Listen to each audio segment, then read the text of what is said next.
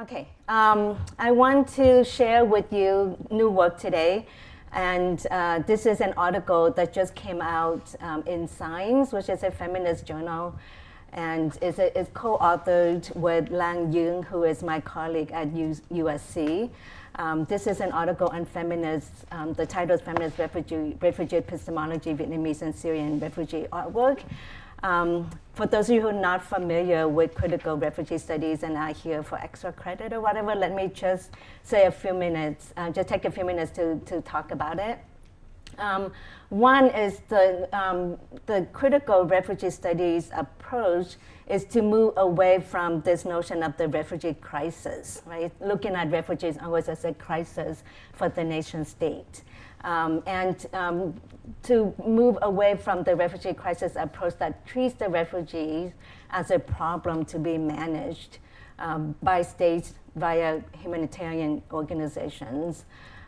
So we're interested in thinking about, and I think you mentioned this in your introduction, looking at refugee not as an object of study or as an object of rescue or as an object or as a problem to be solved, but as a site of social and political critique.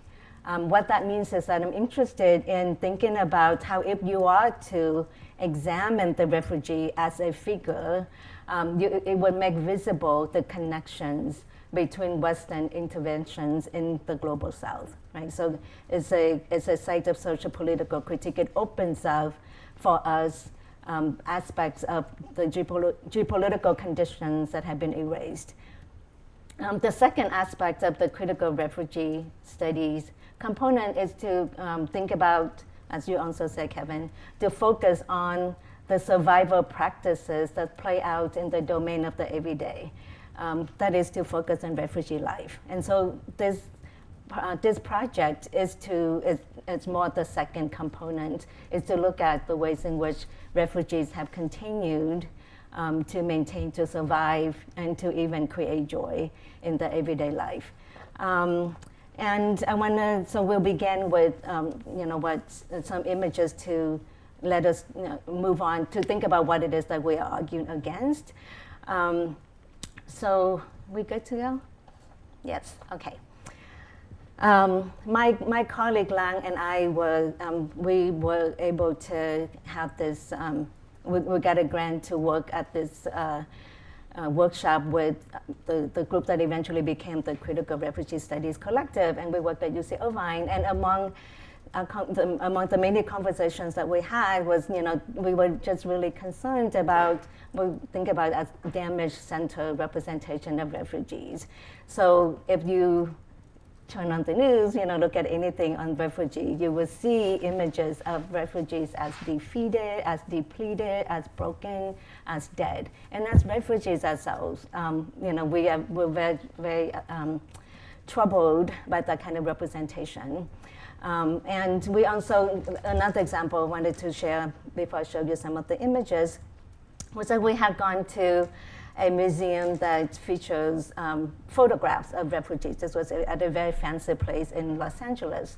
And so this is about images that very well-known photographers have taken of refugees.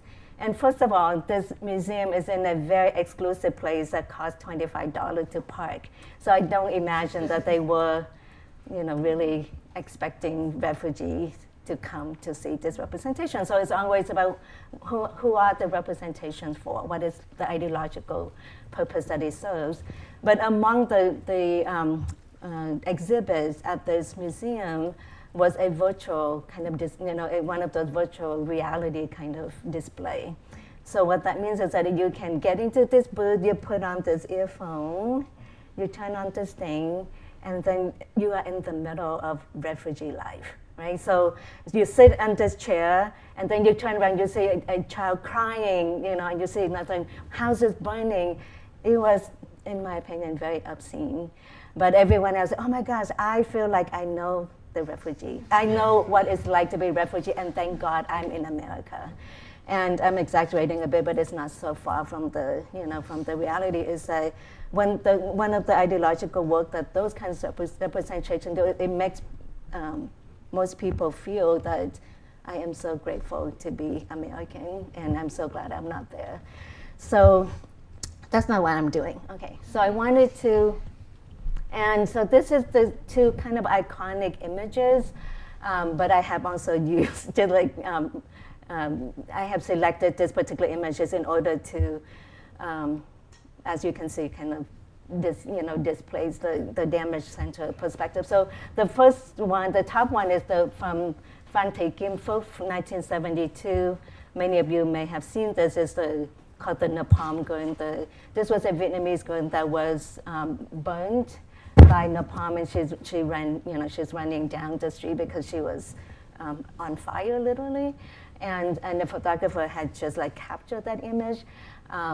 And the bottom one is, of course, more familiar to you by the little boy, 3-year-old Syrian boy who had drowned.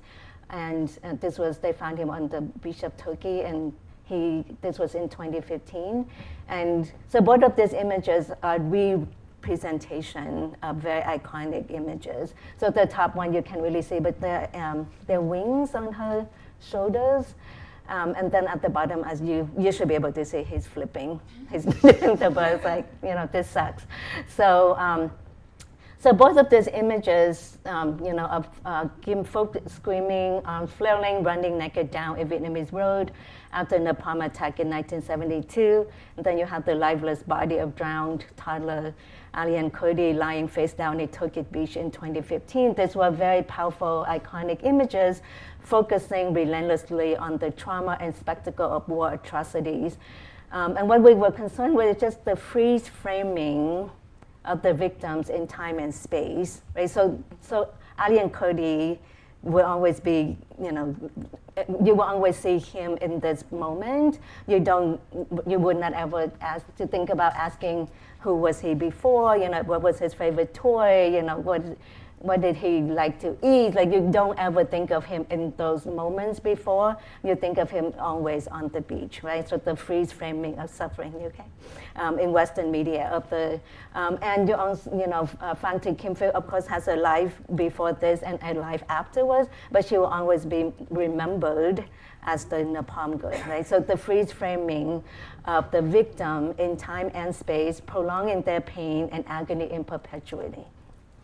Intended to shock, visual images of quote-unquote third world suffering in Western media of the dead, wounded, starving constitute generic, decontextualized horrors that elicit pity and sympathy, not discernment and assessment. So the hyper-focus on suffering, the outpouring of outrage and concern over dead and injured refugees had often become a substitute for serious analysis of the geopolitical conditions that produced the displacement in the first place. So many people have written about this, of course, is that these images have been constructed for Western consumption, and as my, opening anecdote about the visual, about the kind of reality show that you get. These images are also masculinist, rendering invisible and inaudible the everyday and out-of-sight struggles. So thinking about masculinist in terms of focusing on the public, the freeze framing, versus thinking about the everyday and the out-of-sight struggles, as well as triumphs of the displaced as they manage war's impact on their lives. So we were thinking about what kind of damage would it do to think of images, to think of the cost of war only in terms of public suffering, right? In terms of death and public suffering. And because one of, and we'll talk more about this, but as an example, one of the missing components would be not to be attentive to the ongoingness of the cost of war, on the indirect cost of war, right? And also not to talk about the labor, particularly women's labor, that is required in order to manage the cost of war, and manage the wounded, manage just the everydayness of war. So how do we talk about, so thinking about time and space in feminist, in much more prolonged ways and much more multifaceted way. So feminist scholars have called for more research on women refugees, since they often are vulnerable to sexual abuse and gender discrimination. At the same time, right, a growing feminist literature has critiqued the visual depictions of women as naturalized victims of military atrocities, arguing that these images have in effect transformed displaced women in the global south into a spectacle to be consumed by viewing publics in the global north. That is, and that's why I try to locate images that don't use women's and children's bodies as evidence of wars, right? So that we are talking here, what we don't see here is what we need to make more visible is the violence, the perpetrator of violence rather than on the impact of violence on bodies. The images that you will see, that I will show, would not have, would not use women's bodies to exemplify or to identify the cause of war, and therefore making them suffering again, making them body do that kind of labor. So we want to make other critiques besides saying that not to use these images. So these are some of the questions that we raised. So if these spectacular acts of military atrocities are the markers of violence, then what off-screen violent acts remain unmarked? What are the affected spaces that exist between and beyond these public-sized spaces? If access to home and security comes under the purview of the heteropatriarchal state and policymakers, then what questions about place and belonging remain unaddressed? What are the desires, and not only the needs, of the forcibly displaced as they create improvised, fluid, and alternative homemaking, healing, and survival strategies on the run? In short, how do we approach the question of gender displacement from the knowledge point of the forcibly displaced, which takes seriously the hidden and overt injury, but also the joy and survival practices that play out in the domain of the everyday? So focusing on the domain of the everyday as a feminist space. Okay, we're good, right? Yes. So there's a lot of words. So I just put them up here, and then we're going to go through. I'm going to go through them quickly. So we had coined this term feminist refugee epistemology, or FRE, F-I-E. And these are the three components. So I just put them here, and then we'll go through them quickly. So I'll go over them quickly. One is the focus on desire-based. This is Eve Tuck's work, moving from a damage-based to desire-based work. I love her work. If you haven't had a chance to read it, please do. It really does pivot, your approach to any community of color. So the desire base, it focuses on complex personhood. It's always to ask the question about what else can we know about these people, like the lived realities. The hope, the visions, the wisdom of lived lives and communities. Second phrase, the feminist refugee epistemology. What we do with that is to remind ourselves that dominated subjects do more than oppose or resist domination. So I'm also moving a bit beyond the notion of counter-narrative, because counter-narrative always is also presuming privileging a dominant narrative, and then we're countering the narrative. So thinking about how refugees have their own politics, history, desire. Third, centers refugees as knowledge producers rather than as objects of study. Right? So this is a way of thinking about moving refugees away from being the problem that needs to be solved, and moving toward refugees as people who produce knowledge, either about the geopolitical conditions that produce them or knowledge about their own communities. Second, it's a component is, of course, transnational feminism, which links patriarchies to colonialism, militarism, and racism. The way we're using it is to connect refugee flight to Western interventions in countries in the global south. So this is just thinking about the geopolitical conditions that produce refugees, and moving away from this, like when Americans see refugees, like, I don't know why they're here, which is very disingenuous.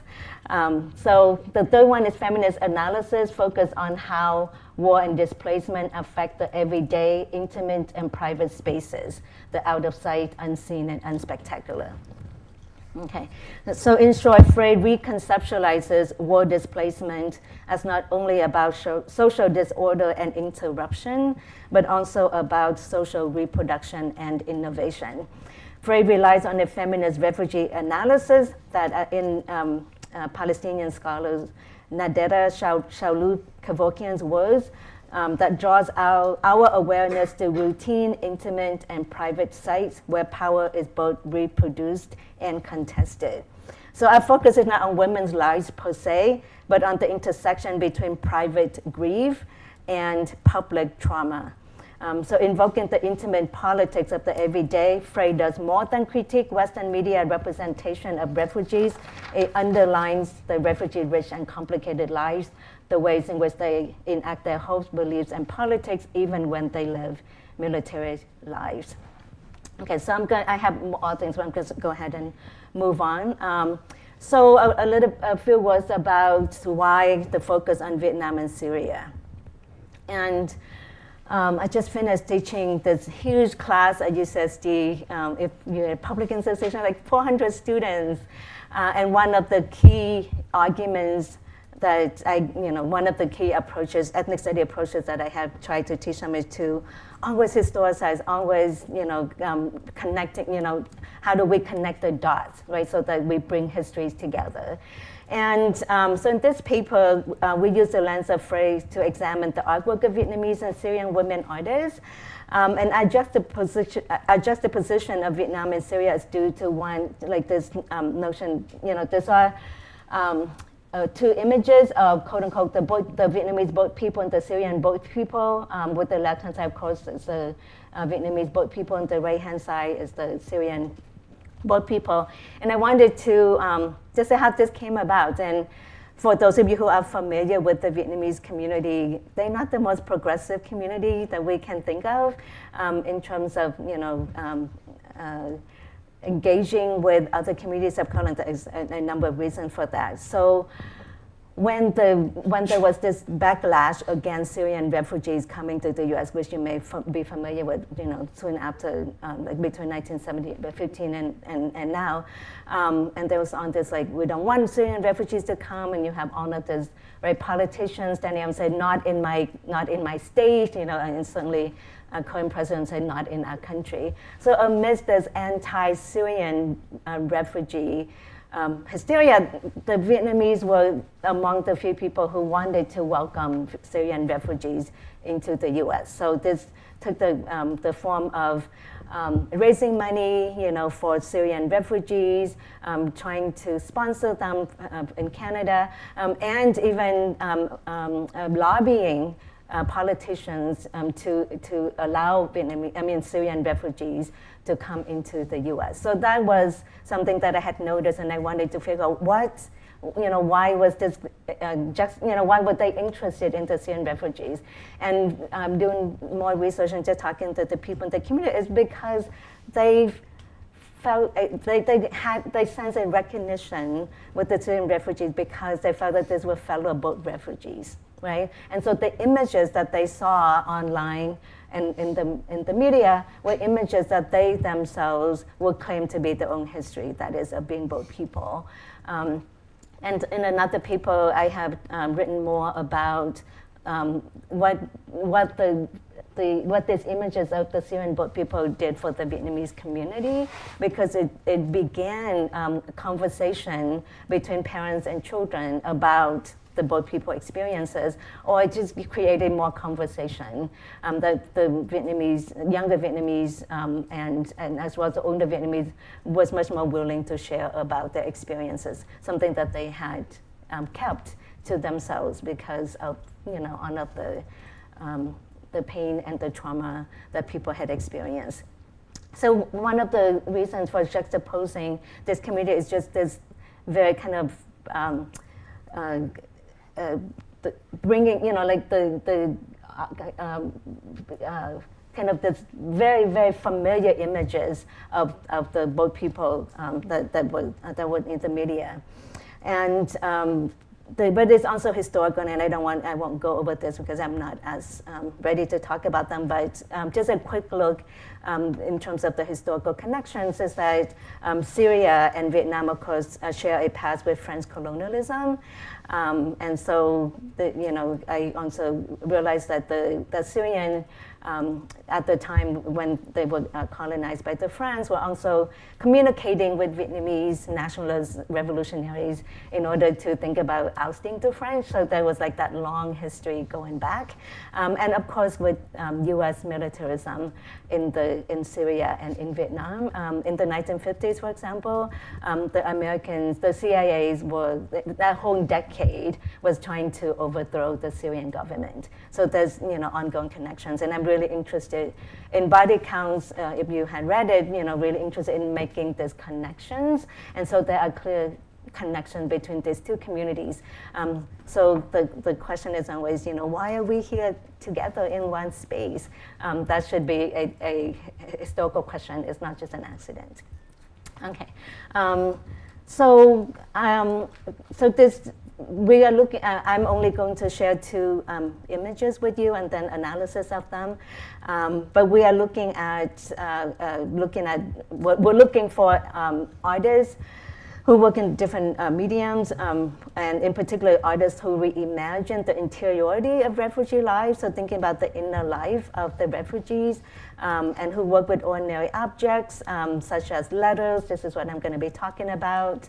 And in the next section of the paper, we talk about dinner plates, dinner tables, like centering everyday acts of witnessing, waiting, and writing.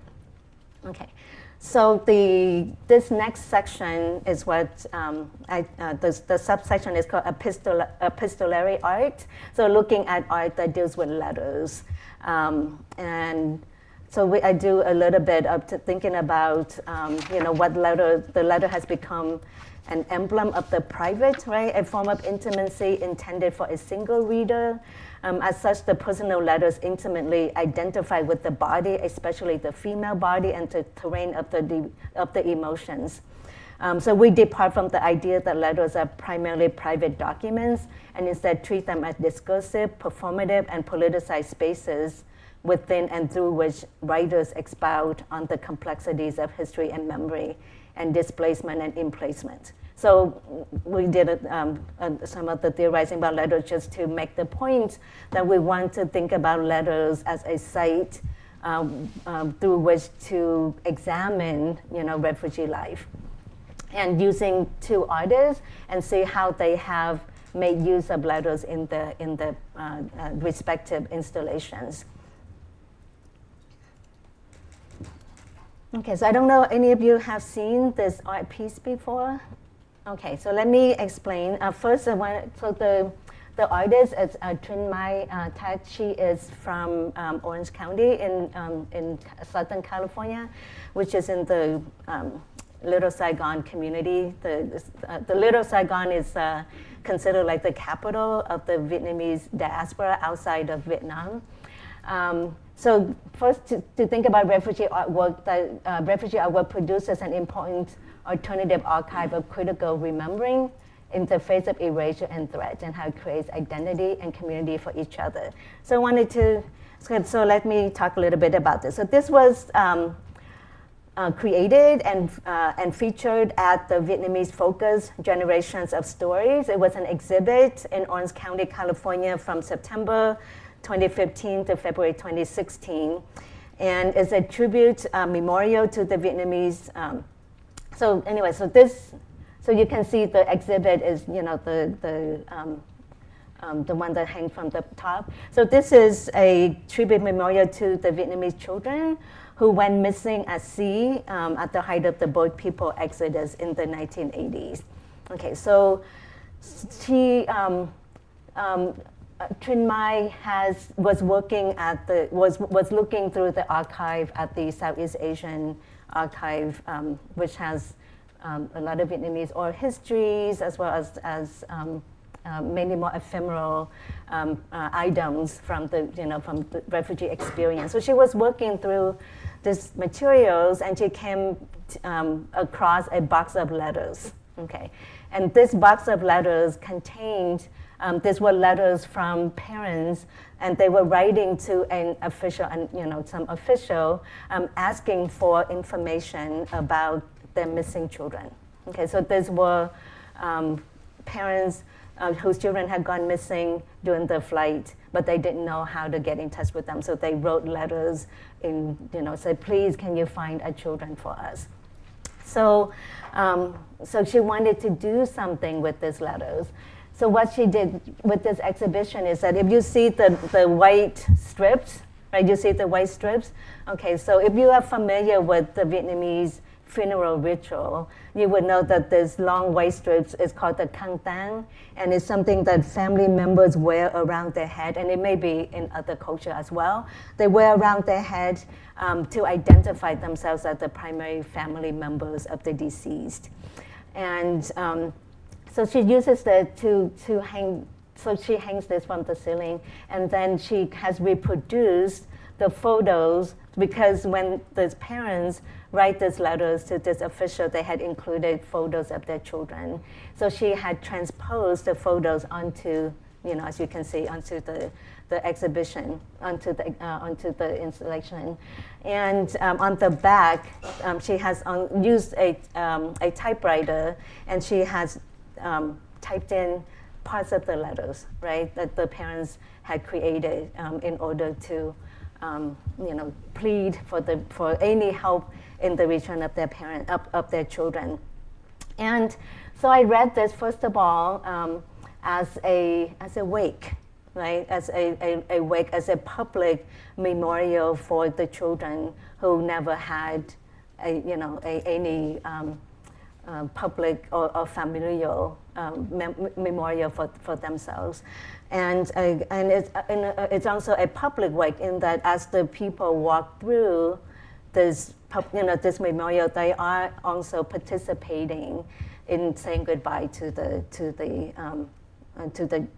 young children, and it's not a counter narrative because of the strips, right, of the khăn tang that are there, because it's not easily recognizable as a dead body. So if you see a dead body, you say, okay, yeah, I know what that is, that's war, okay, move on. But this one, people have to pause and say, what is happening here, right? So it was something that was created with Vietnamese cultural material, and is intended for those who are aware, and it's an invitation to come and be a part of this memorial and so it's the asking, like the having to stop and say, oh, I don't really know what's going on here, is I think what makes it a feminist refugee practice.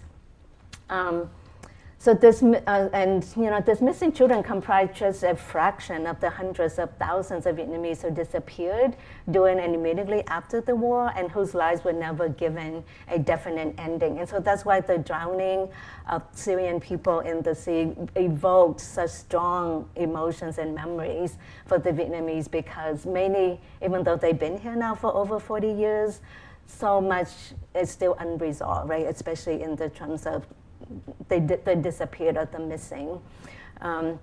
Looking for the missing, quote unquote, constitute a feminist refugee practice because it shifts the gaze from officially sanctioned and bounded sites of commemoration to more fluid and out of the way social memories. Is that for Vietnamese refugees, the ones who have passed on, there's no public memorial of them in America, in the US, right? And so where would you go to find places where you can memorialize them? And so that's part of the work that was in Body Counts. It's like, where are the places that refugee lives, where the Vietnamese dead would be commemorated in a public space? So this is one of the ways in which Chiang Mai has created this memorial. And then to the mundane side of where this memory is held is in this box of letters that has it's dusty, it's like in this place that people don't know, but within it contains so much. And she wanted to create this installation in order to bring it in, into bring it into a public space so that people can, so that these people can be properly mourned. So many of these letters, would, as you can imagine, are very heart-wrenching. One said, "For the sake of humanity, I ask you to please help us find our 2 daughters." These letters are not personal correspondence between 2 private individuals, as when letters are often theorized to be, but unequal exchanges between desperate family members and a prominent international human rights organization. To obtain assistance to locate their missing children, Vietnamese parents first had to quote-unquote out their private grief, a grief that is often still too raw and too intense to share even among themselves, to an unknown official who had the power to accept or deny their request. As feminists of color have shown, there's no such thing as a private sphere for people of color except that which they managed to create and protect in an otherwise hostile environment. On the flip side, these letters also evidence the relegation of Vietnamese grief into the private sphere, where Vietnamese refugees, to use Thu Hương Nguyễn Vau's words, occupy the position of self-mourners because no one else mourns us, unquote. In this context, the installation quiet, this is the name of the installation, and the affects that they transmit constitute a rare moment when the past broke through, when subjugated history gets told, and when Vietnamese goals are publicly acknowledged. Okay. So I want to move on, but one more section about this is that I wanted to also talk about thinking about feminist theorizing of time using Trinh Mai's practice here in order to think about multi-generational engagement with refugee life. So as she was telling us that she worked on this installation so many hours over and over again, and reading the letters and painting the faces. I mean, it took so much out of her. And so she said, as she was working with this thing, she just couldn't help but writing back to them. So if you, on the back of this thing, she would say, "Hi, I'm so-and-so, I'm working with this material, I don't know what happened to you, I'm really sorry, So she's connecting with this dead children, because she said you couldn't write and produce this exhibit without acknowledging their presence, without giving respect to them as individuals. So I read that as she was splicing together her own stories with those of the missing children and their grieving parents, therefore connecting Vietnam-born and US-born generations across complex temporalities and spaces. In contrast with the freeze framing of Vietnamese suffering in mainstream media, in particular the idea that the Vietnam War ended in April 1975, her installation, Trinh Mai's installation, depicts that Vietnam was an extended multi-generational experience that is as temporally and spatially unmoored. This feminist conception of history suggests that there's no way to close off new understandings of the Vietnam War, even for the post-war generations. And it's precisely through the domains of the everyday, through the ordinary act of writing and responding to letters, in this case, that displaced people remember, forge, and transform a past that has long been suppressed. Okay, so I think that's enough. We can talk about this more after. So this is a close-up of the installation. And you also notice that it's high above, so you can really read, so it is something that you can see, but it really doesn't belong to you, right? The letters and the stories belong to the family members and the children. Okay, so this is the second and the second art piece that I want to share with you. This is by Nisrin Bukhari. She is a Syrian artist, and she left Syria, Damascus soon after in September 2012 because of the escalating conflict in the city. And I'm using this piece because I wanted to remind people that when refugees leave their home, it is a very wrenching, painful experience. And so this quote is, we read that in a moment, but it's just, so I think oftentimes when Americans, when people who live here, I should say, think about refugees or migrants who are here, they tend to think, oh, you must be so glad to be here. You must be so glad to leave home because again, it's the freeze framing of what home is in the media, right? So I wanted to have an art piece that really articulates the permanent homesickness that people feel for their home, regardless of what it might look like. So this is an exhibit that she has created in order to let people know how much she misses her city. And you are nodding because you know, right? You know what that feels. No matter what people think. Like just recently, just last month, I was at this. I did this kind of pre-show for an event, and the person asked me, "I'm Vietnamese, so glad to be here and not be in Vietnam." And I just looked at him, "Are you kidding me?" It's like. So I think this is so important, or for undocumented folks for whom everyone says, you must be so glad to be here, but they have like this permanent homesickness for home. So this is, and I'll show the art in a minute, but this is her impetus for doing this artwork. She said, when we leave a city or country, we carry these places within us. When I left Damascus, I felt that I lost something bigger than the loss of a person. It was harder than breaking up with a lover. I felt this loss badly when I moved without having the will to move.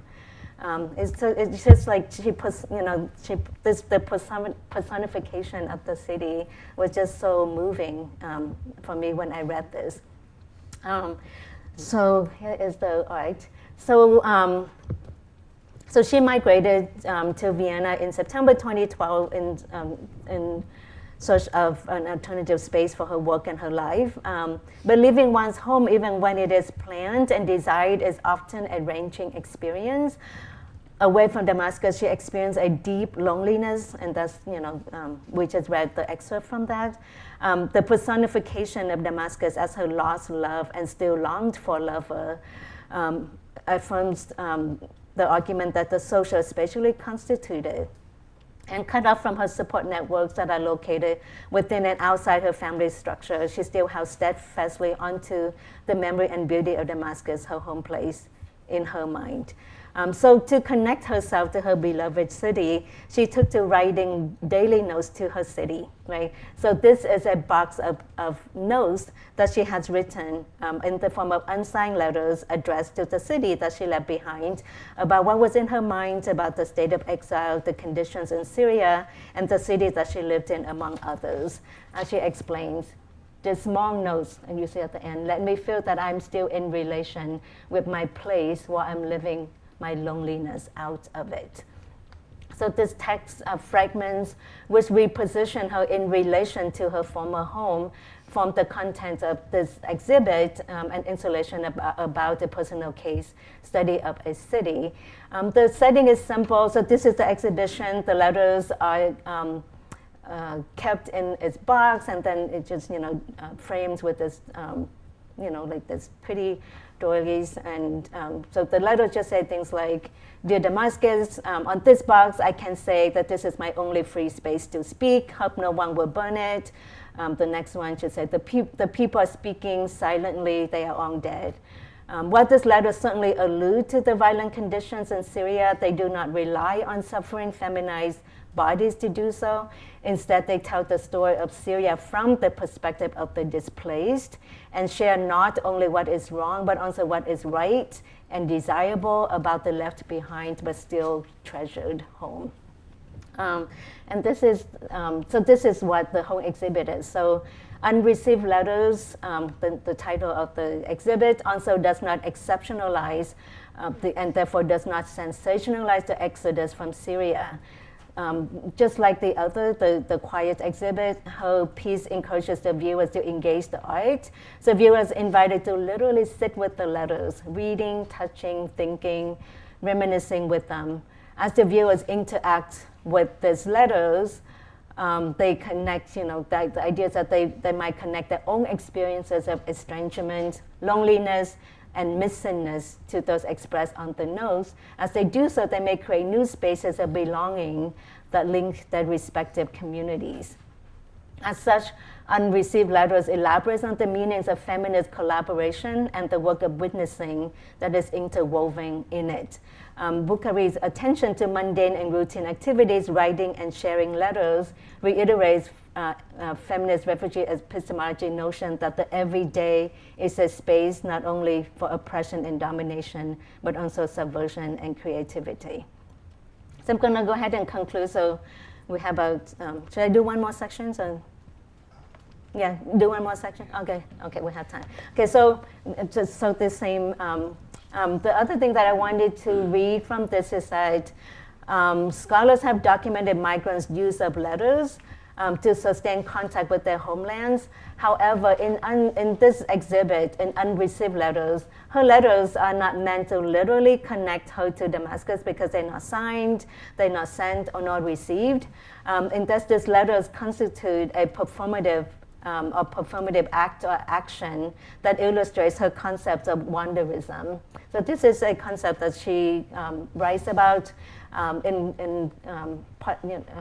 a accompanying piece to the art, and she uses this term wanderism rather than exile or rather than refugee or displacement, a state of mind that is not about being displaced or lost, but about creating an alternative road with no beginning or end. As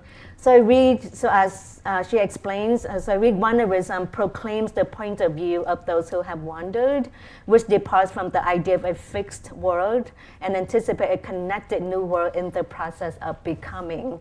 It is important to note that her concept of wanderism is not the same as the neoliberal idea of unbounded free space and free movement about the world, neither of which has been available to the world's poor. So it's not about traveling.